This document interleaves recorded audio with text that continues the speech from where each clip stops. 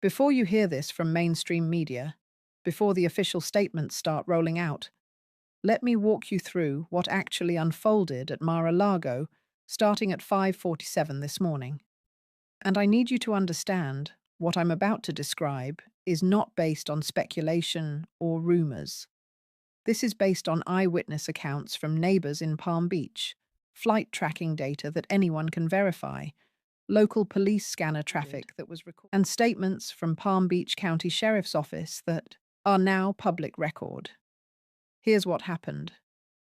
At approximately 5:47 a.m. Eastern Time, residents in the neighborhoods surrounding Mar-a-Lago began reporting on local social media groups that they were seeing an unusual number of dark SUVs arriving at the property.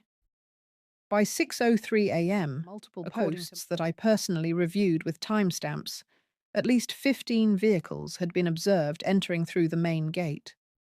Now here's what strikes me as significant about the timing.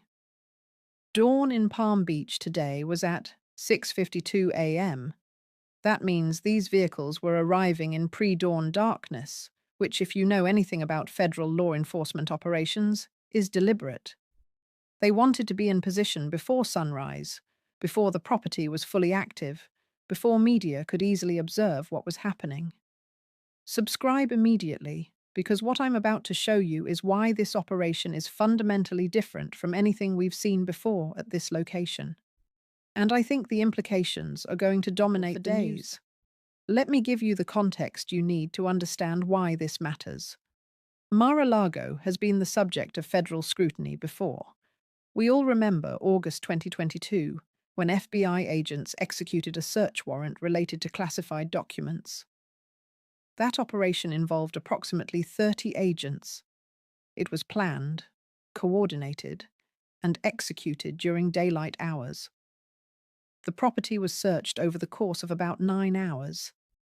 Documents were removed. It was significant, but it followed a relatively standard search warrant protocol. What happened this morning is categorically different. Multiple sources, and I'm talking about people who have relationships with both federal law enforcement and local authorities in Palm Beach, are telling me that the number of federal agents and U.S. Marshals who deployed to Mar-a-Lago starting at 5:47 a.m. was approximately 47. That's not an estimate. That's based on vehicle counts, personnel observed, and confirmation from sources who have direct knowledge.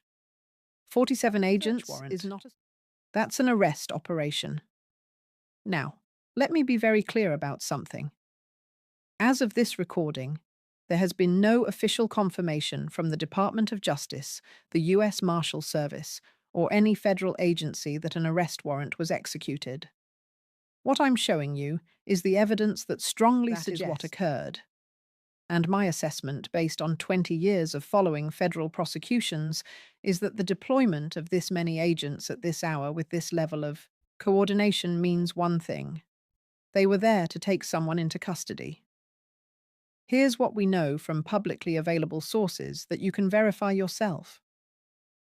At 6:14 a.m., the Palm Beach County Sheriff's Office dispatch received a call from Mar-a-Lago Security requesting law enforcement presence. That call is part of the public record. The nature of the call was described as a request for assistance with a federal law enforcement operation. 27 a.m., Palm Beach Police Department units were observed by neighbors arriving at the perimeter of the property. Their role, according to scanner traffic that multiple people recorded and posted online, was to establish a security perimeter and control traffic on South Ocean Boulevard, which is the main road adjacent to Mar-a-Lago. By 6:45 a.m., just before sunrise, local news helicopters were overhead. And here's where it gets interesting. If you go back and look at the aerial footage that local Miami and West Palm Beach stations broadcast starting around 7 a.m., you can see what I'm talking about. There are vehicles positioned at every entrance to the property.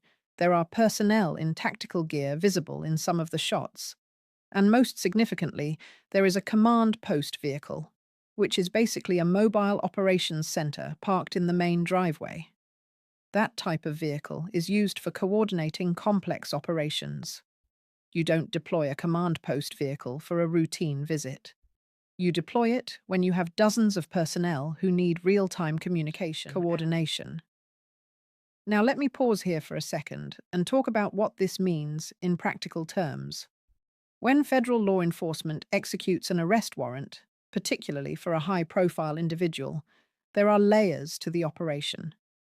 You have the arrest team, which is the group directly responsible for taking the person into custody.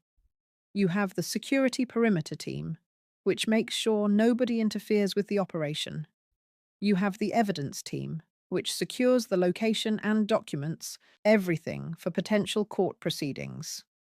And you have command and control, which oversees the entire operation and makes decisions in real time if anything unexpected happens. Based on the number of agents and vehicles, my assessment is that all four of those components were present this morning. That tells me this was not exploratory. This was not investigative.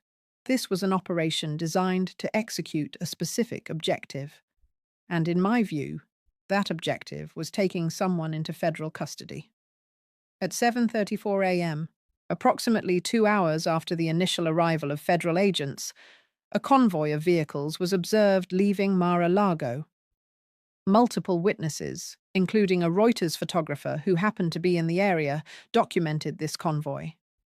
It consisted of at least 6 SUVs moving in formation with what appeared to be law enforcement escort from Palm Beach Police. The convoy traveled north on South Ocean Boulevard, then west toward Interstate 95. Flight tracking data, which is publicly available through websites like Flight Radar 24, shows that a U.S. Marshal Service aircraft departed from Palm Beach International Airport at 9:17 a.m., roughly 90 minutes after that.